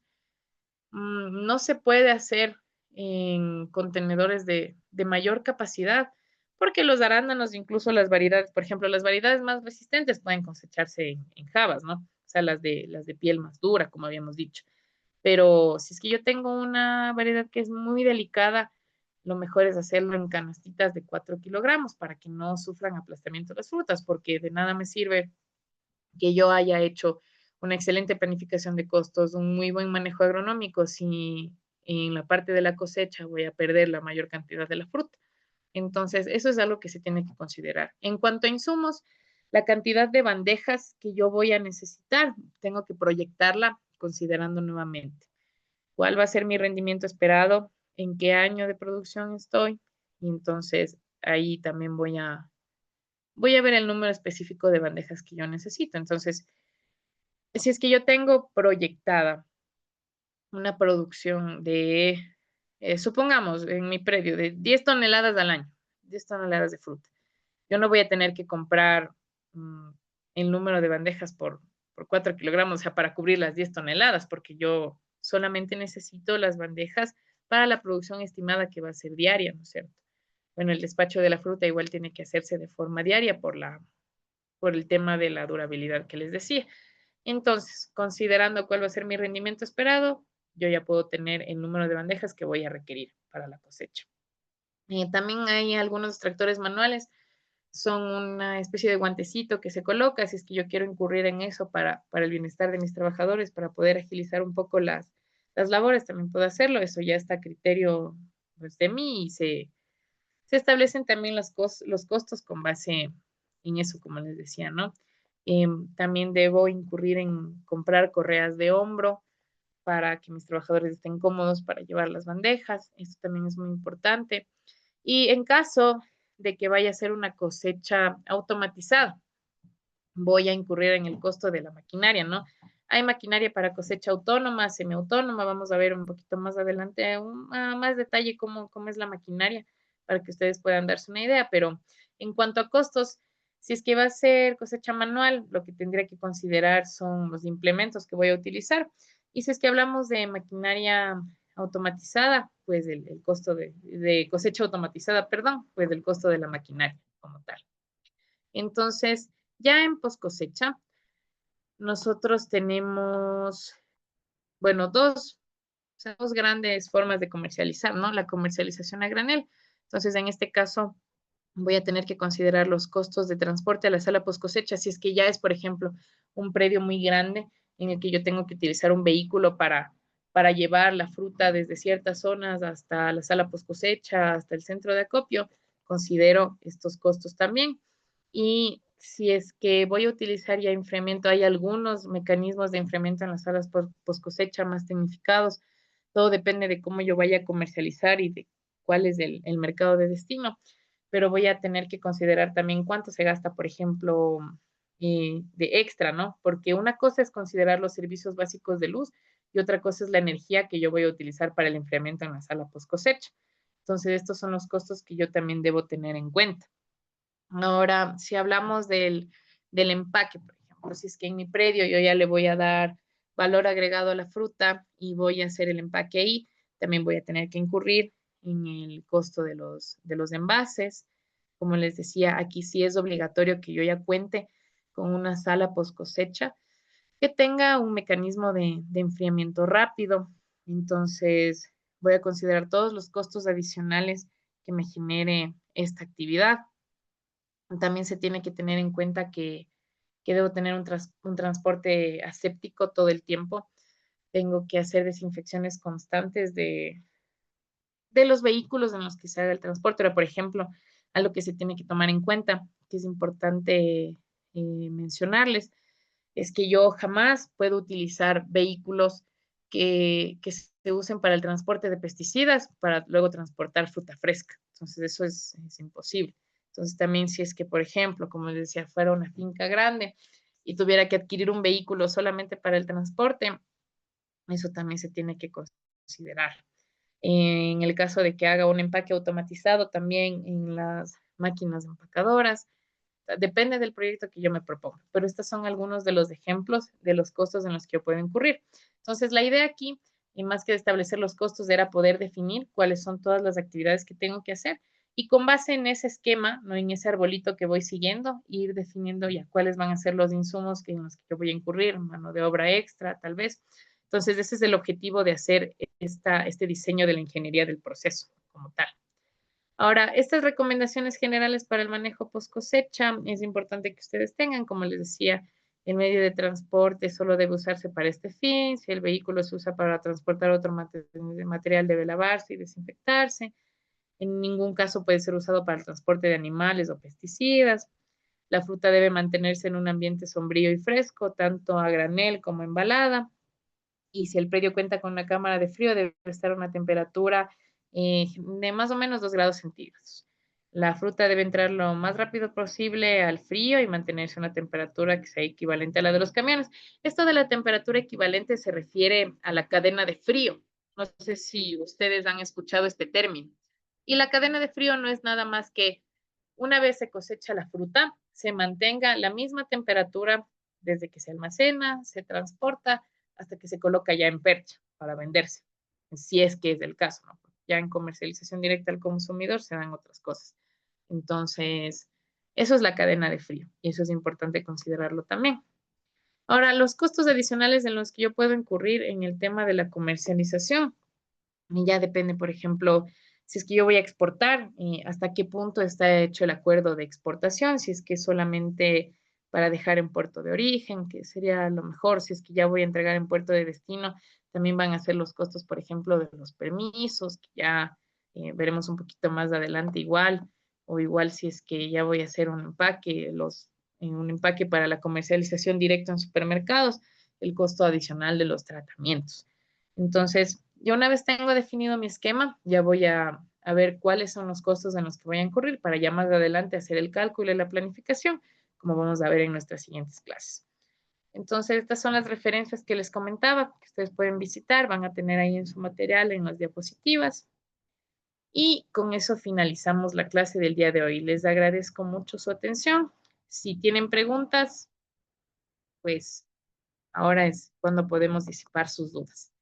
Una vez respondamos las preguntas, vamos a tener una actividad que tienen planificada Andrea y Alejandra para nosotros. Y con eso ya cerraríamos la clase. Entonces, si tienen preguntas, pueden levantar la mano o dejar sus preguntas en el chat. Con mucho gusto vamos a atender.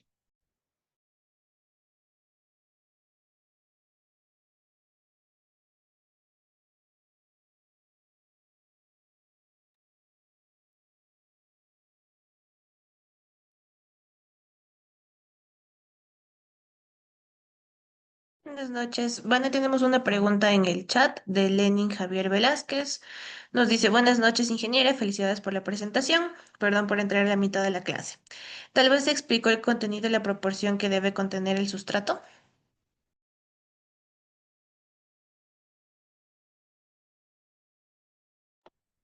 Ya, muchas gracias, Lenin. Gracias por tu pregunta también. No, en realidad no les hablé acerca de las proporciones de los sustratos. Bueno, esto es ya sobre todo dependiendo de cómo yo vaya a hacer ya la implementación, ¿no? Del cultivo. En cuanto a las composiciones, hablemos, depende del sustrato. Entonces, por ejemplo, si es que son fibra de coco, hay sustratos que ya vienen de la casa comercial preparados. Entonces, sobre todo esto de las proporciones, creo que se refiere a si es que quisieran hacerlo ustedes mismos. En cuanto a proporciones, por ejemplo, sobre todo en Tungurahua, si es que ustedes tienen la oportunidad de visitar la granja experimental de Niñap. Ahí se preparan sustratos, o sea, se hace la mezcla ahí y se optimizan bastante también los costos. Si hablamos así de proporciones en general, por ejemplo, para darles un ejemplo de la mezcla, podríamos mezclar turba con fibra de coco. Depende de la calidad, bueno, y sobre todo de la capacidad que yo tenga para hacer la inversión inicial, porque la turba obviamente es más costosa, pero la ventaja es que ya proporciona nutrientes de manera directa a la planta. Entonces, para tener una idea más o menos de cómo debería ser la proporción del sustrato, si es que yo tuviera la posibilidad, lo ideal sería, por ejemplo, 50-50, o sea, 50% turba y 50% fibra de coco. Pero como es bastante costosa, si yo quiero mejorar un poquito la calidad sobre todo y darle más actividad microbiana al sustrato, podría ser un 75% fibra de coco y 25% turba. Eso pero es una buena pregunta. Si gustan para la siguiente clase, podría mencionarles un poquito de cuáles son las proporciones para poder mezclar los sustratos.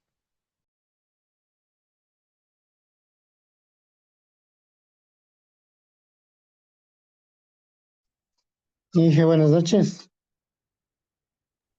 Buenas noches, Pedro. Dígame. Dije, bueno, primero agradecer por la exposición tan buena. Más bien, mi inquietud es, de pronto usted tiene la más cerca del programa de fertilización en lo que es sustratos. En esa parte quisiera que apoye un poco más porque desconozco la parte de fertilización. De pronto, en lo que es, o sea, con sustratos, ¿no? No en el suelo, sino con sustratos. Por favor. Ya, ¿cómo está?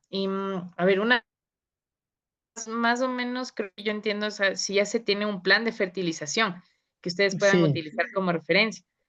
sí, Ya, con ujú, sustratos. para sustratos.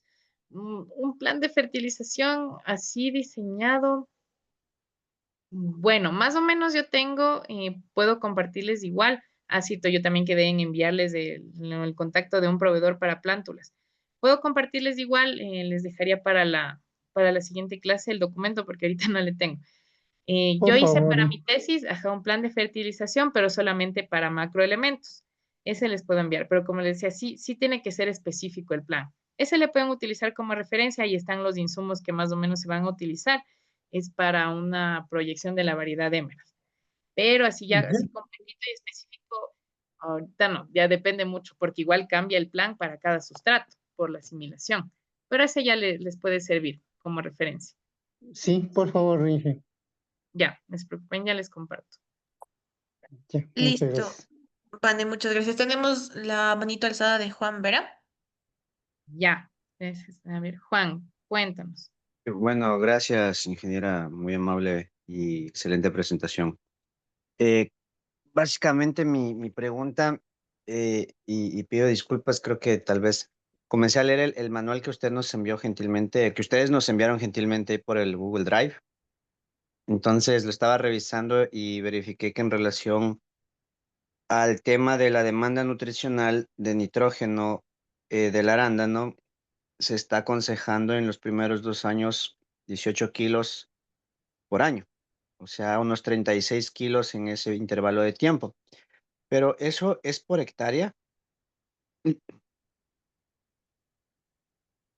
Sí, y si es que es por hectárea, hay, por ejemplo, de lo que yo entendí en la clase de hoy, la densidad de siembra también puede variar en función de que si es en sacos en fundas o sea, eso me gustaría entender. ¿Cuántas plantas se recomienda tener por hectárea, más o menos? Ya, Ya. esto. Ya, muchas gracias, Juan, por la pregunta. Sí, en efecto, esos valores que están en el manual son por hectárea, pero son en realidad muy generales. Como pudieron ver un poquito en la clase de hoy, o sea, los planes de fertilización tienen que hacerse bien específicos. Y claro, es con toda la razón, varían dependiendo no solo de la densidad de siembra, sino de la variedad. Entonces, estos son datos bastante generales que nosotros pusimos para el manual, o sea, sobre todo es para que se tengan nociones muy básicas, pero sí, van a variar dependiendo de la densidad de siembra, de la variedad, del tipo de sustrato, o si es que yo estoy aplicando directo en suelo. Ahora, esa fertilización igual, por ejemplo, está recomendada para un cultivo en suelo, sobre todo. Entonces ya para sus de forma diferente. En cuanto a la densidad de siembra, mmm, si hablamos del caso del arándano, en realidad de cualquier producto agrícola, como tal, no hay una verdad absoluta, ¿no? Pero yo sí les recomendaría que se manejen densidades altas. Entonces, sí podríamos estar hablando de que, bueno, el valor promedio que se maneja por hectárea es de 3.500 a 4.500 plantas por hectárea. Pero, por ejemplo, si es que yo ya hago un cultivo en sustrato de variedades que son, en este caso, poco vigorosas, esto quiere decir que tienen poco ramaje, pero que son bastante productivas, podría manejar una densidad de siembra de hasta 10.000 plantas por hectárea. Entonces, valores promedio de 3.500 a 4.500 plantas por hectárea. Con eso ya se pueden manejar, porque ya para hacer una densidad de siembra alta tengo que tener otras consideraciones, pero ese es el valor referencial.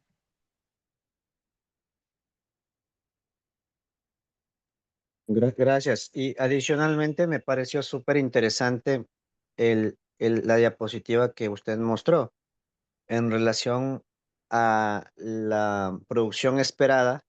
No sé si es que es así, mil disculpas, y multiplicado por el valor al final en el cual usted desea aplicar de la dosis de nitrógeno, por ejemplo. Ajá. Eso solo como que me quedé confundido, no sé si la podemos proyectar Sí, rápidamente, porque sí, justamente voy a eso. Aquí estamos.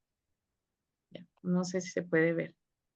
Sí. eso, justo, Ujú, sí, ahí dice un factor versus de 4 a 5 kilos por tonelada de fruta. ujú, ujú. Eso no esa unidad no le consigo entender. ¿Cómo sería eso? Ya, a ver, el factor básicamente lo que nos está diciendo es que por cada tonelada que yo vaya a producir en mi predio, entonces ya este es un indicador general, ¿no? Ya voy a hablar de toda la producción que yo espero para mi predio, como les decía, multiplicando el rendimiento promedio que yo tenga para la variedad por el número de plantas. Entonces, el factor, como les decía, se refiere a que si yo en mi predio, digamos en el primer año, voy a producir 1 tonelada de fruta, eso es lo que yo tengo esperado, para ver cuántos kilogramos de nitrógeno voy a necesitar aplicar para compensar esa extracción. Voy a multiplicar esa tonelada por 4 y ahí tengo que, en el primer año, se van a necesitar, en este caso, suministrar 4 kilogramos de nitrógeno. Lo mismo con el fósforo y con el potasio. No sé si ahí estuvo un poquito más claro, es que esta parte le pasé muy rápido, o no todavía. Bueno, sí. Entonces, si es que el rendimiento esperado es de 4 toneladas, yo le multiplico por 4 a 5, pongámosle 4, entonces son 4 Ujú, kilos por ujú. tonelada de fruta, ¿está bien? El primer Sí. año. Y eso es Ujú. por hectárea. Claro, eso ya sería, no. Esto ya no No. viene por hectáreas, como les decía, el compilado. Si yo en las 5 hectáreas tengo proyectado producir 4 toneladas, multiplicaría, bueno, pongámosle por 4, si es que es una variedad no tan productiva. Entonces, en toda mi finca voy a producir 4 toneladas del primer año. Entonces, 4 toneladas por 4 serían 16 kilogramos que yo voy a necesitar suministrar de nitrógeno a todo el predio. Eso es ya general. Ah, perfecto. Es casi como que se ajusta al valor de lo que dice el manual. O sea, Ajá. casi por ahí. Ya entendí. Perfecto. Sí, por ahí va cercano, pero sí, como les decía, varía. Estos son Por valores ahí. ya que de un manual chileno que tiene ya un poquito más de años de producción de experiencia, entonces por eso les proyecté estos para que puedan ocuparlos. Gracias, muy amable. ¿No? ¿A Listo, usted? gracias, Vane. Tal vez si es que, bueno, más adelante la ingeniera nos puede compartir este manual para poder subirlo al aula virtual y pues que tengan esta bibliografía a la mano, ¿no? Nosotros les Ah, estamos comentando. sí, me olvidé. Listo. A ver, tenemos una pregunta en el chat de Kevin Angrango que nos dice, en la fructificación, ¿hasta qué momento es recomendable aplicar insecticidas o fungicidas directamente al fruto? Ya, perfecto. Para considerar estos tiempos, igual debo trabajar teniendo en cuenta cuál es la maduración, ¿no? O sea, si es que es tardía, media o prolongada. Pero hablemos de una que sea tardía, o sea, en el que la cosecha es un poco más uniforme. El tiempo, o sea, recomendado también depende de la trazabilidad del producto, ¿no? La trazabilidad se refiere a en cuánto tiempo se tarda en, bueno, hablando así coloquialmente, en disolverse y que ya no sea un riesgo para el consumo humano. La trazabilidad se consulta generalmente en la etiqueta ya de cada producto, pero para hablar en términos generales, sí debería ser mínimo 2 semanas antes de que se inicie la cosecha. Depende, si hay otros que tienen trazabilidad, o sea, una mayor trazabilidad, podría ser incluso unas 3 semanas, y si es que es una cosecha uniforme. Pero, como les digo, depende igual, esto ya viene especificado en el producto, generalmente son unas 2 semanas. Listo, Vane. Otra pregunta tenemos de Lenin Javier. En cuanto a las podas, ¿cuántas ramas secundarias recomendarías para tener un rendimiento óptimo? Ramas secundarias. Ujú. Hablemos, bueno, en específico de la variedad de Emerald. Una vez yo haga ya la poda de producción, se recomendaría, bueno, depende también de la edad del cultivo, ¿no? Y entonces, basémonos en la edad de máximo potencial productivo, en la que mis arbustos ya pueden tener más o menos una altura de 1,5 metros. El número de ramas secundarias, yo diría que podría oscilar entre 4, 5, hasta 6 tal vez, de 4 a 6. Igual depende de cómo yo maneje el cultivo, ¿no? Si es que en la poda de formación le he hecho que sea más vigoroso, más pequeño, pero ese es un valor promedio que yo diría.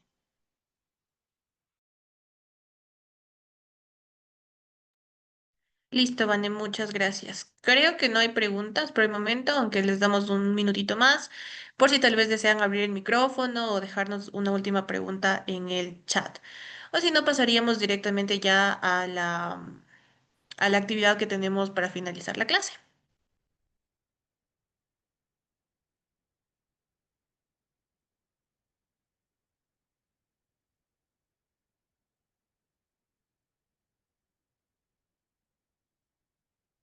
Bueno, creo que ya no se animan a más preguntas por el momento.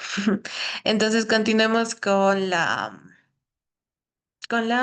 dinámica. Entonces no sé si está por aquí Andrea para que nos guíe nuevamente en la actividad. Hola, sí, hay una pregunta más en el chat, dale. Ah, perdón, no la vi. Ujú. A ver. Ah, sí, ya. Otra vez Kevin nos dice. ¿La tabla que nos indicó es específica para el cultivo de arándano o se puede usar en los demás cultivos en general? Y la tabla de extracción de nutrientes, sí, me imagino que es, sí. Sí, No, esa es específica para el arándano, solo para el arándano.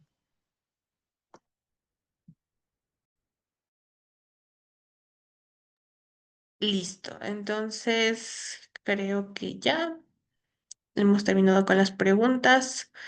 Bueno, igual si es que tienen alguna pregunta y por cualquier motivo se nos va en el chat, nosotros estaríamos pasándole esta pregunta a la ingeniera para que pueda ser solventada la siguiente clase. Entonces, no tengan miedo que van a quedar las dudas al aire, porque pues lo vamos a ir solventando durante el curso. Entonces, ahora sí, continuemos con la actividad. Listo. Buenas noches. Voy a empezar a compartir pantalla. Me avisan si le ven. Sí, ahí se ve. Ya. Entonces, ahora vamos a jugar nuevamente una dinámica en Kahoot.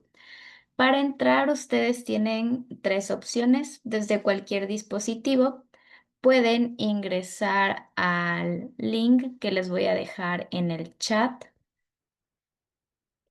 y eso les manda directamente a la aplicación, ponen su nombre y ya están en el juego. También pueden escanear el código QR que está en la pantalla y también les pone directamente en el juego, o si no, pueden entrar a la aplicación como www.kahoot.it y poner el pin del código, el pin del juego y ya estarían también participando.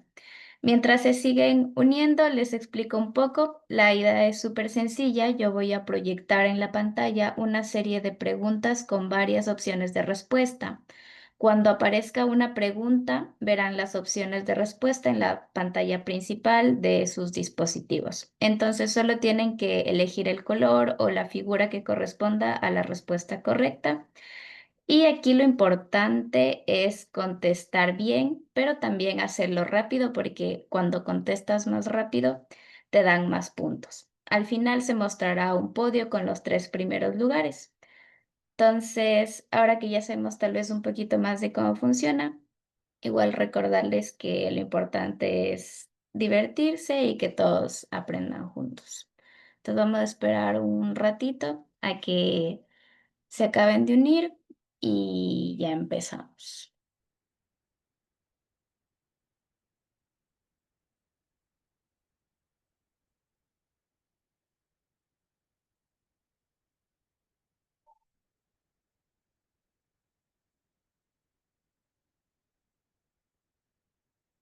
Yo creo que 9 en punto le doy en comenzar. Ahí ya está. André, nos piden en el chat que por favor les enviemos el enlace nuevamente. Ya les mando.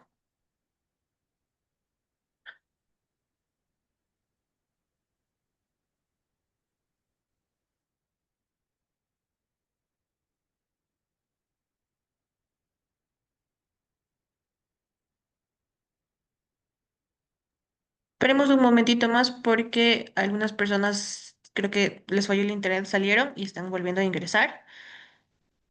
Ya, de una.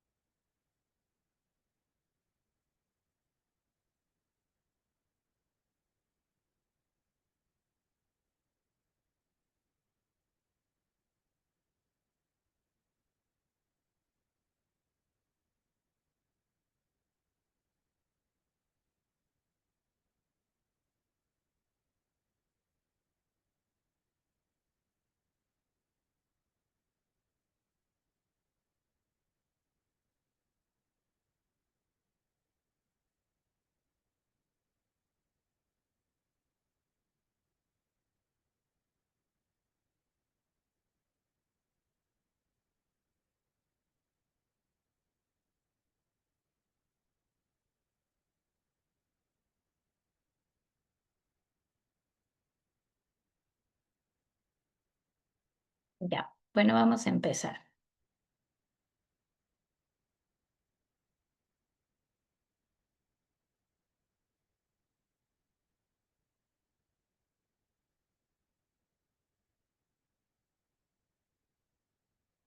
Bueno, aquí está la primera pregunta y tienen un tiempo para leerla y de ahí la pueden responder. En esta ocasión les aumenté un poquito el tiempo por cualquier cosa. Entonces ahora tienen 30 segundos para responder cada pregunta.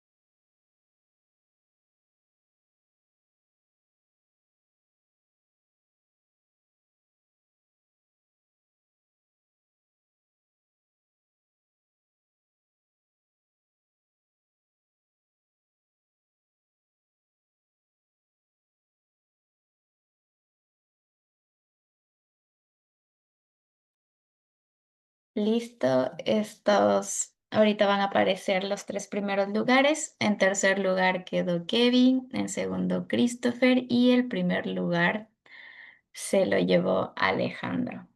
Entonces, muchas felicidades, espero que les haya servido y por mi lado eso sería todo. Listo. Entonces, bueno, recuerden que estas actividades es para ir refrescando un poco los temas que vamos viendo en clases.